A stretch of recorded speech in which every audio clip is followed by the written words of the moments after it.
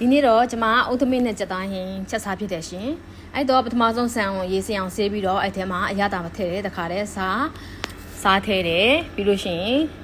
ထွေထူးတကြားပေါ့နော်တကြားနည်းနည်းထည့်တယ်ပြီးလို့ရှိရင်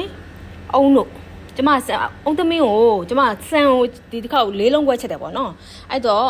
အုံတို့ရေကိုတပူးလုံး 400ml ကိုကျွန်မထည့်ပြီးတော့တုံးလိုက်ပါတယ်ရှင်ဒါပေမဲ့သူဒီဆန်ပေါ်မှာလက်သက်စစ်လောက်ရေးရှိရမှာဖြစ်တဲ့ကြောင့်မလို့လိုနေတဲ့ရေကိုကျွန်မကကြတော့ရိုးရည်လေးထပ်ပြီးတော့ဖြစ်ဆွတ်ပေးလိုက်တယ်ပေါ့နော်ပြီးရင်သူ့ကိုနှံ့နေအောင်ကျွန်မပြန်ပြီးမှွေပေးခဲ့တယ်အုံသမင်းမှာမပါမဖြစ်ကြက်တုံလေးတွေကိုလည်းကျွန်မအဲ့ဟာစိတ်ကလေးတွေစိတ်ပြီးတော့တခါလေးထည့်ပြီးတော့တည်ခဲ့တယ်ပေါ့နော်ပေါင်းခလုတ်လေးနှိပ်ပြီးတော့တည်ခဲ့တယ်သူ့ကိုတည်နေတဲ့တစ်ချိန်မှာပဲတစ်ဖက်မှာကျွန်မကြက်သားကိုမာရီနေလုပ်ထားတာတွေကိုကျွန်မစပြီးချက်ဖို့အတွက်ပြင်ဆင်ပါတယ်အခုဆိုရင်အုံသမင်းက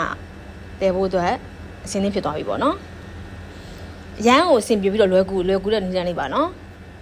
ပေါင်းလေးနဲ့ခလုတ်ကလေးနှိပ်ပြီးချက်ထားလိုက်အောင်ပါရှင်သူ့ကိုတစ်ချက်မှပြန်လှည့်ကြည့်ကြအောင်မလုပ်ပါဘူးနော်ပြီးလို့ရှိရင်တော့ကျွန်မကြက်သားကိုကြတော့ကြက်သွန်ဖြူနေခြင်းလေးတွေကိုထုံးစံအတိုင်းကျွန်မစီတက်တယ်မပါမဖြစ်ဆွနှမုတ်ထည့်တယ်အရောင်တင်မုတ်ထည့်တယ်တခါတည်းဥမှာပဲမဆလာလေးပါထည့်ပြီးတော့ကျွန်မစီတက်တယ်ရှင်အဓိကစီတက်တာအသက်ပဲမြန်မာဟင်းတွေရဲ့ secret ကပေါ့နော်အဲ့တော့ကျွန်မအသေးချာစီကိုကြကြလေးတက်ပြီးတယ်အရောင်လေးတွေလှအောင်လို့အရောင်တင်မုတ်ပါထည့်တယ်စီတက်တယ်ပြီးလို့ရှိရင်နောက်ဆုံးပိတ်ကြမှာကျွန်မနေထားတဲ့ကြက်သားကိုထည့်ပြီးတော့သူ့ကိုကြက်သားကိုလုံးဝရေမထည့်ဘူးเนาะအရင်ဆုံးသူ့ကိုလုံးဝစီတက်ပြီးတော့ကြစ်နေအောင်လို့ကျွန်မစီတက်တယ်ရှင်ကြက်သားကိုလေမပါမဖြစ်စနင်းမုတ်လေးထည့်တယ်မွေမယ်ပေါ့เนาะအဲ့လိုမျိုးလဲမွေမယ်ပြီးတော့မှသူ့ကိုနောက်ဆုံးရောင်တင်မုတ်လေးပါထည့်မဆလာလေးပါဖြူစီကိုမှုေးနေအောင်တက်တယ်ရှင်ပြီးတော့စီတက်တဲ့ခါမှာကျွန်မပေါ့စီကိုတိတ်မထည့်ဘူးပေါ့နော်ဘာဖြစ်လို့ဆိုတော့ကြက်သားထွက်လာမဲ့စီတွေရှိသေးတယ်ပေါ့နော်အဲအကြောင်းမလို့စီကိုအများကြီးမသုံးရှင်